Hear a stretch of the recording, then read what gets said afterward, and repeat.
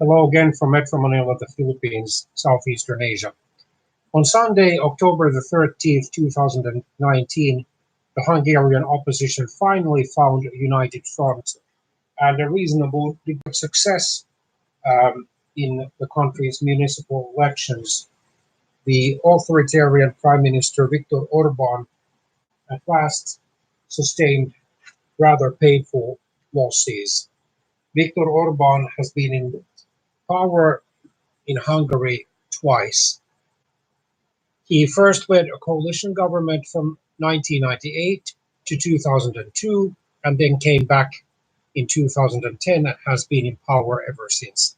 Although Hungary is technically, constitutionally, a parliamentary and democratic republic, Mr. Orban or Prime Minister Orban has clearly taken Hungary in an authoritarian direction by, for example, reducing the mass media's freedom to criticize him, not taking it away completely. And of course, as these election results show, by no means all Hungarian voters agree with Prime Minister Orban or his right-wing populist Eurosceptic, largely anti-immigration and strongly anti-Islam and nationalist Fidesz party.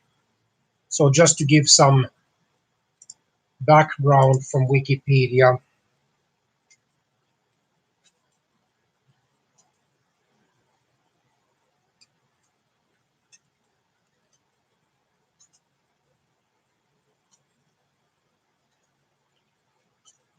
about 2010 Hungarian parliamentary elections first.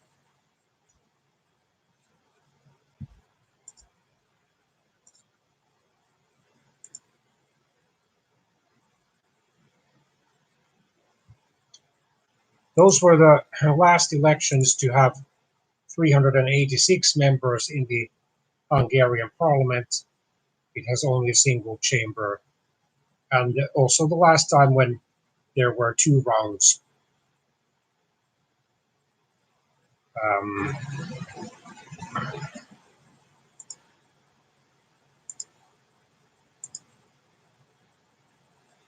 The Fidesz party, allied with the small Christian Democratic People's Party, this right-wing alliance received a total of 263 seats out of 386.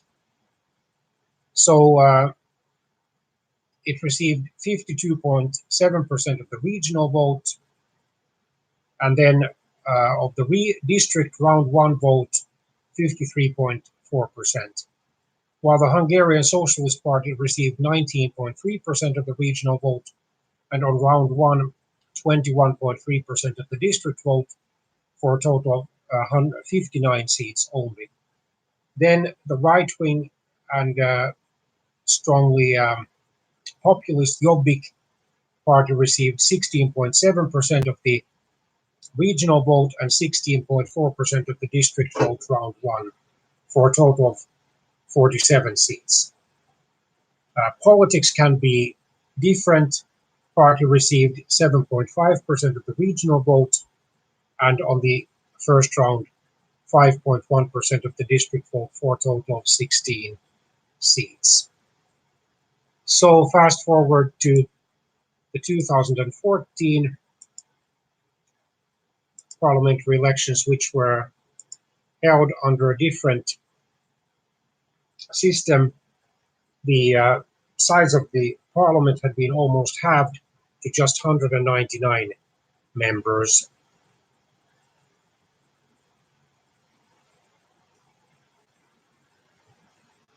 In the new electoral law, there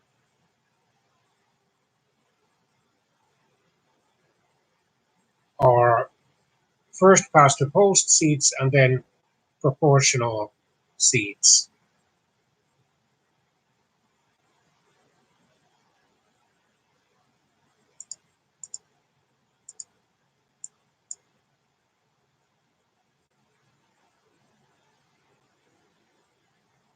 So the Fidesz Christian Democratic People's Party Union received a total of 133 seats, of which 37 were so-called party list seats, and the other 96 seats were constituency seats. Of the party list vote, the alliance received 44.87%. Yet it won because of the electoral system 66.83% of the total seats. The Unity Coalition, composed of Hungarian Socialist Party, Together Party for New Era, or ADJUT, Democratic Coalition, Dialogue for New Hungary, for Hungary, and Hungarian Liberal Party, received then a total of 32, 36, 37, 38 seats. Movement for a Better Hungary, or Jobbik, received a total of 23 seats, and Politics Can Be Different got a total of 5 seats. And then the most recent parliamentary elections in Hungary were held in April 2018, more specifically on April the 8th, 2018, so 1.5 years ago. And it was kind of a stand-pat election. The Fidesz Christian Democratic People's Party Alliance received 49.27% of the seats and retained its 49.27% of the votes, of course, and retained its 133 seats. Jobbik got 19.06% of the vote and 26 seats. The Hungarian Socialist Party Dialogue Alliance took 11.91% of the vote and 20 seats. The Democratic Coalition had 5.38% of the vote and 9 seats. The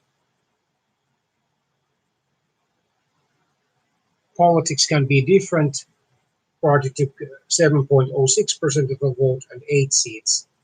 And then the ADJUT Party, or Together, a social liberal party, took just 1 seat with 0.66% of the vote and has since dissolved. Anyway, these election results, especially the latest ones, show that Fidesz and the Christian Democratic People's Party do not together have a secure majority of the Hungarian electorate behind them. However, because of the electoral system and because of the opposition's divisions, they are able to dominate the Hungarian parliament. So then I go to this newsletter written by Miss or Mrs. Eva S. Balog and published on October the 17th, 2019. So I'm just going to read some parts of it. András Bódis of Válasz Online can be proud of his achievement.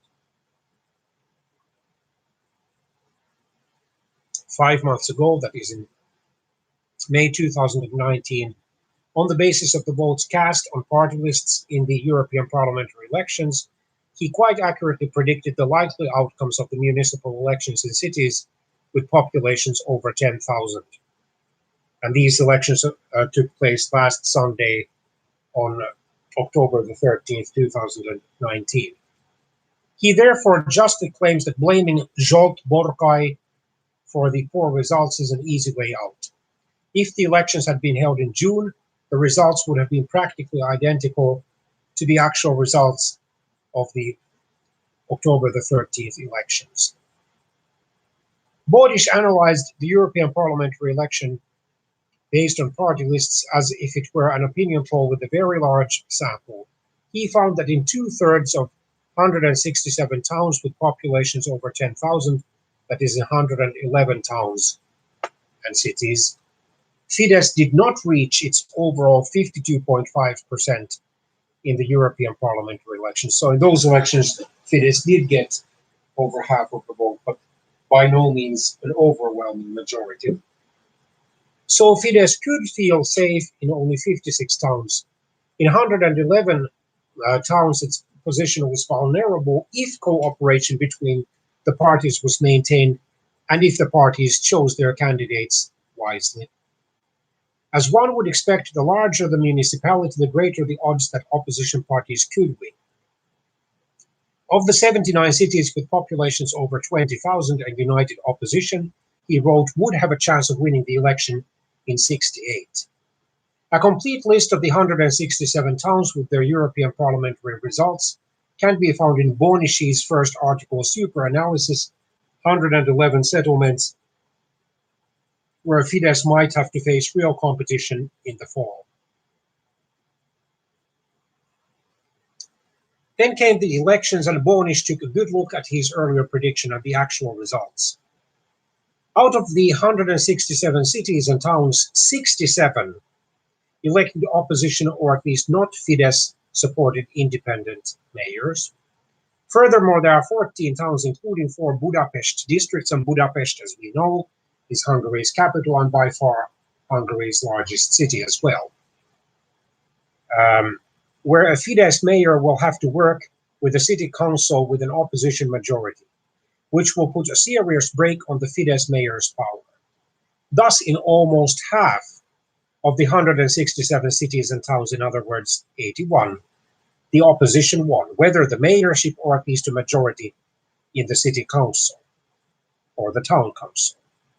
Moreover, there are 27 other cities and towns where the Fidesz mayor won with a majority under 53%, the national average. All told, in only 56 of the 167 towns did Fidesz win unequivocally. That means that Bonisci's magic number of 111 towns and cities where unified opposition could win turned out to be correct. Of course, the list of towns doesn't precisely match Bonisci's original choices, but he was right 85% of the time. Not a bad batting average.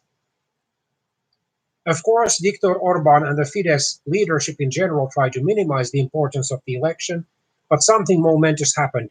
The feudal relationship that Fidesz developed in the municipalities will be broken in at least 111 cities and towns.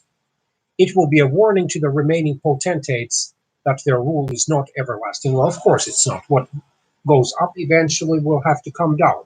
And eventually, Prime Minister Orban will grow old, and unless the voters vote him out, eventually he will have to resign or retire because of enfeebled health. He has been trying, by the way, to create what he considers an illiberal democracy in Hungary, which is a rather big contradiction in terms, because in order for a country to be truly a democracy, it has to allow a great variety of political and other opinions. It can't always just allow conservative or even Christian or other religious ones.